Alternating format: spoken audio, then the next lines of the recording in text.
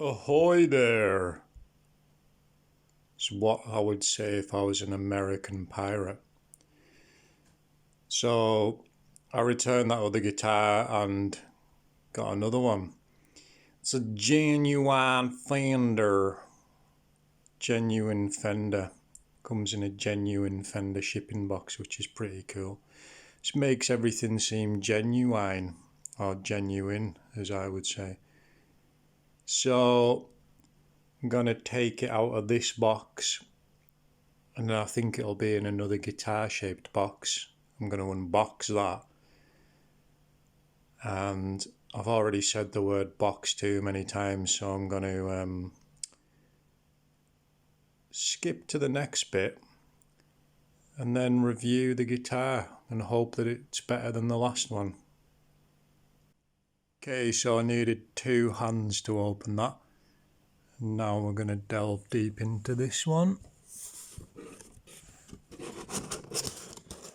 I suspect there's another box inside of this one. Okay.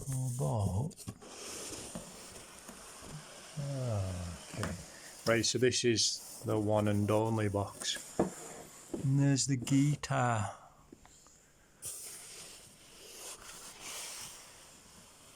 There we go. Wrapped in that polystyrene stuff. I don't know what you'd call it. Should probably learn, but here we go. Fishman Electronics and the Allen key to adjust the truss rod. Actually, no, there's nothing in here apart from the manuals.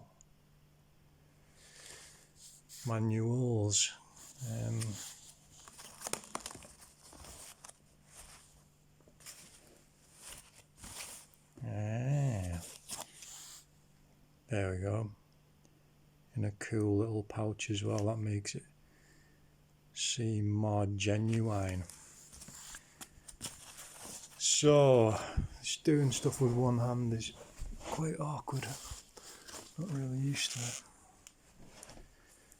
Might have sounded a bit dodgy.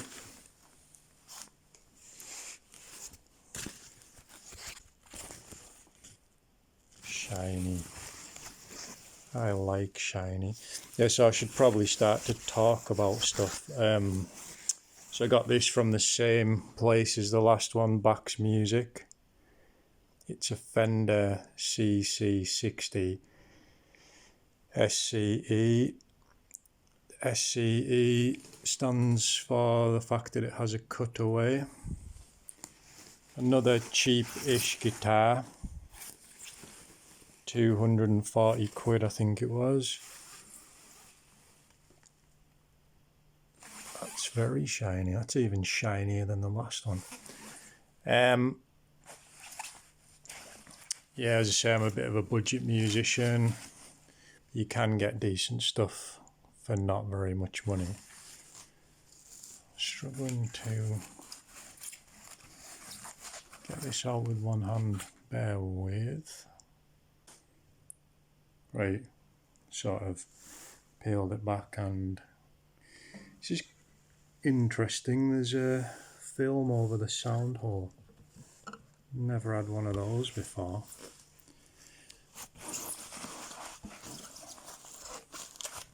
It's so solid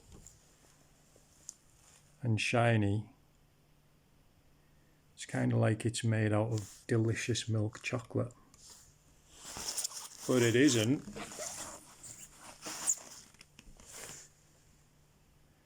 Fishman Electronics, I hope that tuner is chromatic.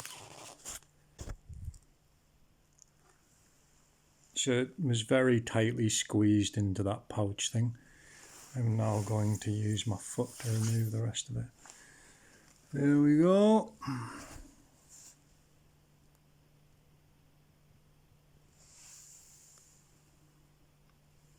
White stuff. All looks good.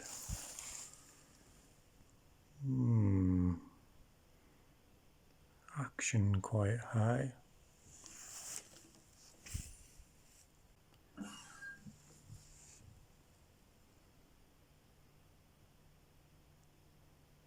It's just a bit of dust, a bit of cardboard dust.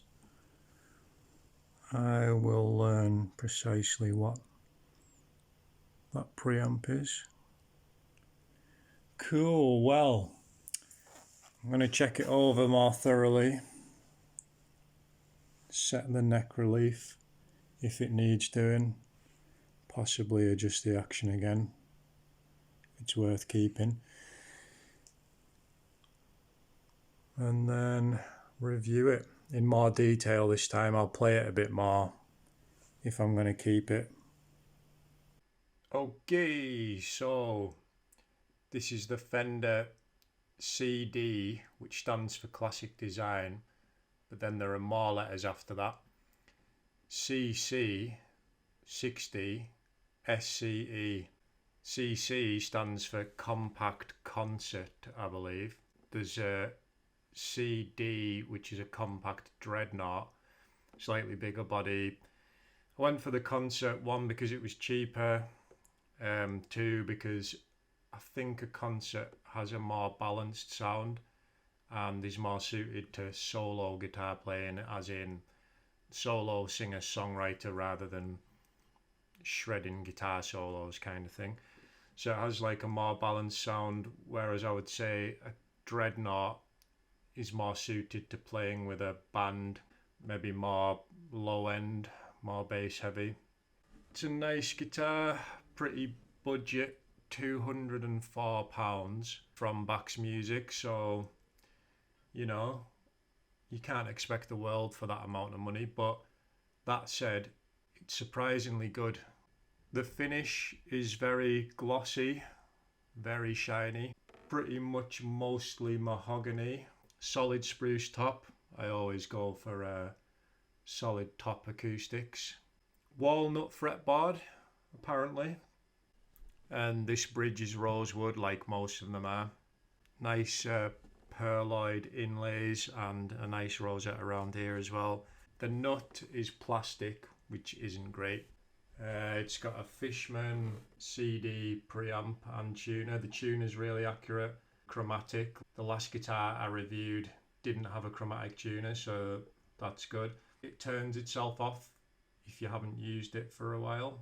One thing I used to do with my old guitar was forget to turn the tuner off and it would drain the battery, so I ended up going through loads of 9-volt batteries and they can be expensive. So that's a good feature. Standard die-cast tuners, but they're surprisingly good. They're really smooth and accurate. I can't actually believe how good they are, considering they are just generic die-cast ones. It's got a Fender Easy Play fretboard, which indeed does make it very easy and nice to play. I did have to adjust the truss rod a little bit. I had to give it less relief, so bring the action down a bit. So without me having to sand down the saddle or anything, the action is now set at 2.75 millimeters on the bass side and 1.75 on the treble side, so it's very playable. I use this string action gauge Stu McDonald to set that sort of thing. It's a great way to accurately set the action and neck relief, so essential weapon in my arsenal. That's arsenal.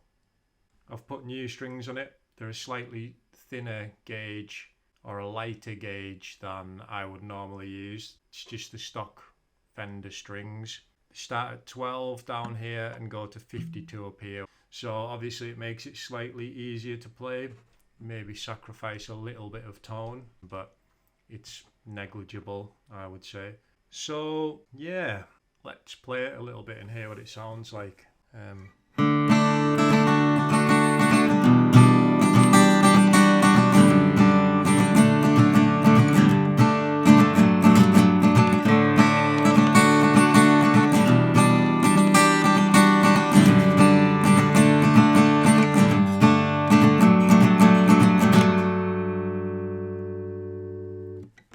Very playable, good intonation. They're the two main things I would look for in a guitar. Let's play a few other things.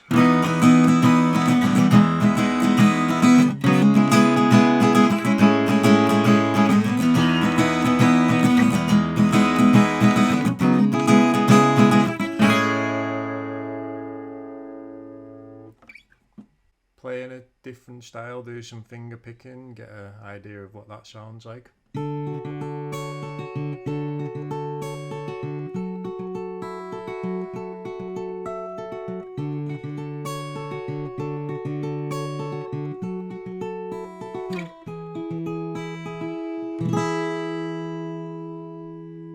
Sounds pretty nice.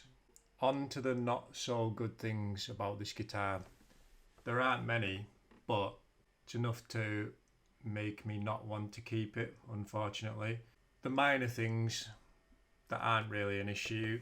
There's a few slight imperfections in the finish. Whether that's happened after it's been manufactured, I don't really know. There's a small, tiny dent up here in the finish. Another more significant scratch / dent in the back here.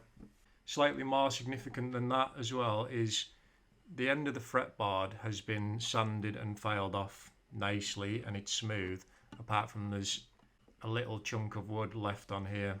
I'd say that's slipped through quality control. Again, not a major issue for most people probably, and it's a cheap guitar, you kind of maybe expect that sort of thing. The thing is, one of the best guitars I've ever had was a Fender Modern Player Telecaster, which at the time was a new model, proper Fender manufactured in China to reduce the cost, and the finish on that was absolutely immaculate. It was, you know, flawless and played like a dream. Unfortunately, I ended up selling that guitar for some reason. I don't even know why, but it's one that I regret selling, and whoever's got it now, I just hope that they love it as much as I did and are treating it with the respect it deserves. Yeah. So anyway, it is possible to get a flawless guitar made in China, and that's what makes me think that this one maybe slipped through the net, because that is quite noticeable that that fretboard hasn't been filed off properly. The main reason that I probably will return this guitar is the amount of fret buzz on certain frets, which again some people might be able to tolerate, but it's see what you think of this. It's just a little bit too much. It's only on certain frets. You know, it's probably worst on this fret. That's just a bit too much for me. And because it's most noticeable on this fret, obviously I think that there's a high fret on this string. At least the fret is high.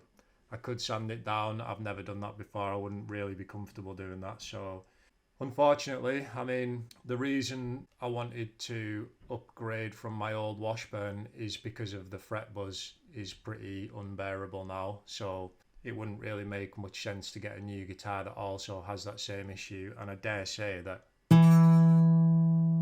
that's just as bad as my old Washburn, if not even worse. So it's unfortunate, because other than that, it's a really nice guitar, but I'm not sure I can tolerate that amount of fret buzz. So I'm kind of tempted maybe to get another one of these just to see if it has the same issue, because this might just be a bad one.